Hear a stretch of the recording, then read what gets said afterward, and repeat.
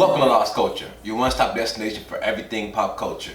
My name is Ashton. Today we're going to do a review and a recap for Rebels Season 3, Episode 2, Fate of the Holocrons, or Holocron of Fate. Holocron of Fate, I believe it is. So, in this episode, we get to see Maul actually make his return to the Rebels seasons. A lot sooner than he did last year. You know, last year it took like I think 8 episodes plus a movie for him to come.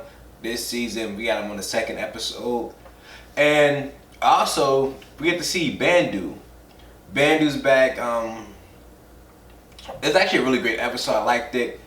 Not really too much happening. We get to start off with Kanan and Ezra. They're actually going out on a trip by themselves. We see one of the transport ships has been attacked. Once we get on, the crew, well, Kanan and Ezra basically looks for survivors. And they find out that Maul is basically on the attack. He's out there looking for them. He doesn't really care. I don't think he said he really cared about the Ghost crew, but he's more just after Ezra. And soon they get that information. We see Kanan and Ezra head back onto the main ship, try to contact the Ghost crew, and we actually get a hold of Hera right away. We see Hera's coming in. Her arms are kind of behind her back as kind of like a prisoner pose. So we see that happen. Obviously, Maul's already there. When they're trying to talk to her, let her know that Maul's on the way, she basically lets them know. Well, Maul lets them know like I'm already here, and the whole Ghost Crew's here, and the whole Ghost Crew's gonna get killed unless Kanan and Ezra return with the Sith Holocron and the Jedi Holocron. But I'm pretty sure Maul already decided he already knew that he was with the Jedi Holocron. So he's there, and it's funny to me because we see Maul when he's talking about Ezra, he calls him both their apprentice. He always says our apprentice. He never says my apprentice. He doesn't say your apprentice. He just say our apprentice. So that was cool when we seen that. We see Kanan and Ezra first have to go see Bandu again. So I didn't think Ezra would see Bandu this soon. I figured he would go see him. I knew he would get some type of lesson from Bandu, but this lesson wasn't really directly towards Ezra. This was more towards the bond between Ezra and Kanan that he was trying to repair. So we see the Bandu right away destroys their the little stick that does the little frequency for the spiders. And we see Ezra right away is very volatile towards these spiders, and Kanan has already learned to just be peaceful, to be without emotion when these spiders come. So he's trying to teach that to Ezra. Ezra's having a hard time adjusting to that. It takes a while before Bandu actually appears, but when he does, we see Ezra's actually taken back. He's amazed by the creature, by Bandu. And Bandu doesn't really say too much. It was cool to see that Bandu just plays it cool. They bring up Darth Maul. Bandu responds I don't really know this Dark Lord. So I wonder what Dark Lords he actually do know. That would be a good question to ask him, because obviously he said I don't know this Dark Lord. So what Dark Lords do Bandu actually know? Have they been communicating with him or whatnot? So I'd love to see how that turns out. And that's really it. Bandu just tells them where the Holocron is, and they basically go looking for it. So at first, Kanan takes Ezra's lightsaber and sends him down the tunnel first by himself. While we're in this tunnel, we see the whole time they're communicating with each other. We see Kanan tells Ezra to make a left, but Ezra doesn't really trust Kanan, so he basically goes the direction he wants to go. I can't really tell if it was straight or right, but he doesn't go left. And with that being said, he kind of gets surrounded by spiders. He freaks out again, and he forgets the lesson that Kanan had just taught him. So in that moment, Kanan decides I'll just go in with him and I'll get him out of the situation and get him to the Sith Holocron. So Kanan can actually hear the Sith Holocron. Ezra can't. It's kind of understandable that with Kanan losing his eyesight, he's a lot more in tune with the Force. So now he can catch up feelings. We know once a Jedi is pretty good in tune with it, he can actually feel things, which I wish Ezra, well, I understand Ezra's still new to the Force. What, like 3 years in, but he's more of a fighter than an actual Force sensitive. I got Force sensitive, but more of a sentinel than a counselor, basically. So, was a sentinel or a guardian? I think he's more of a guardian than a sentinel, than a counselor. Now, with that being said, he's going in. He's going in to help Ezra. He actually gets Ezra out the situation. We see it last as Ezra gets surrounded by all this walker, by all the spiders. Kanan comes in from above him, pulls him up, and then he leads him to the Holocron. Even once they get to the Holocron, we see that Ezra is still kind of like taken back about this new approach they're taking towards the spiders. He's even more confused how Kanan can command, not really command, but get the spiders to leave them alone. Because we see when Kanan does it, Ezra actually compares Kanan to himself, and that's the other way around. Like, how can you do that when I can't even do that?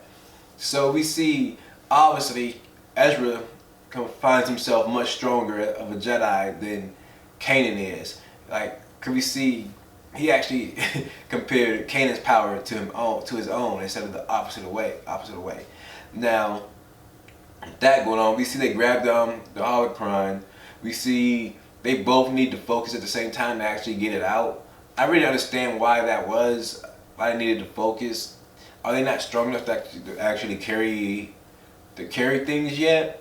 Like, I don't really know. Like, they should be pretty strong by now to at least be able to pick up something of that weight by themselves. They really shouldn't need each other to do it. Now, with that going on, we see they do that. They manage to escape. We see Bandu has basically said maybe balance has came to your relationship, maybe not. He doesn't really.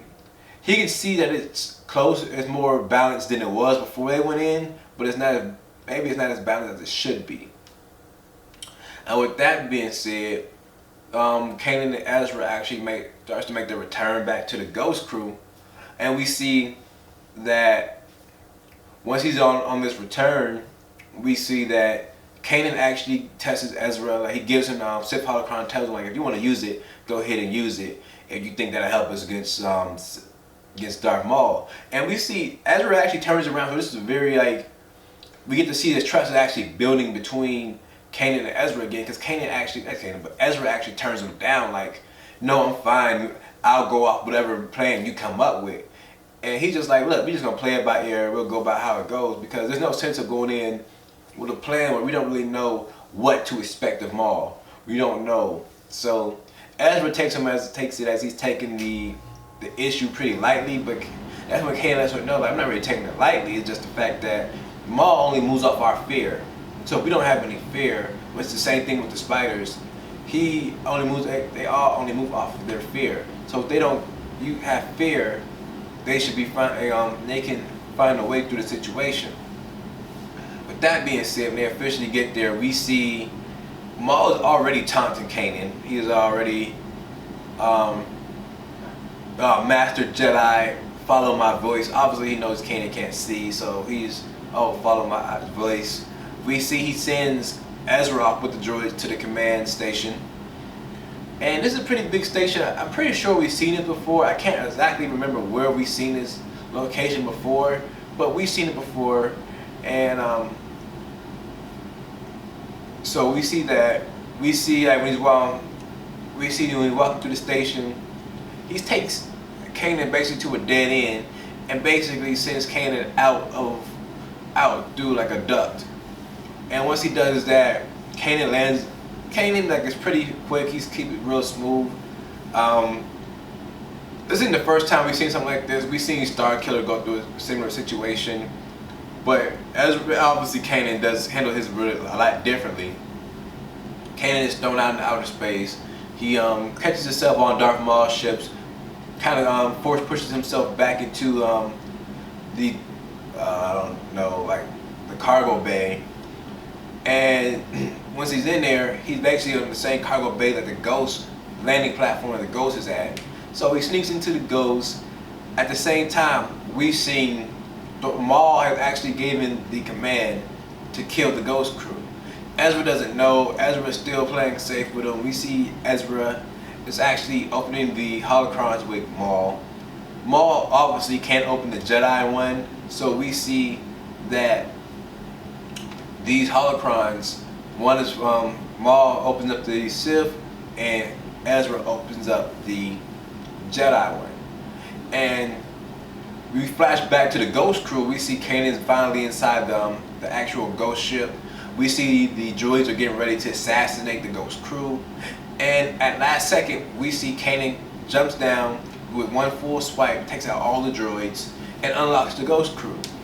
I didn't understand why he brought the Ghost Crew with him back onto the ship. I feel like he should have had them getting ready to for a speedy escape. You know, I had the Ghost Crew start prepping the ship, and everything else.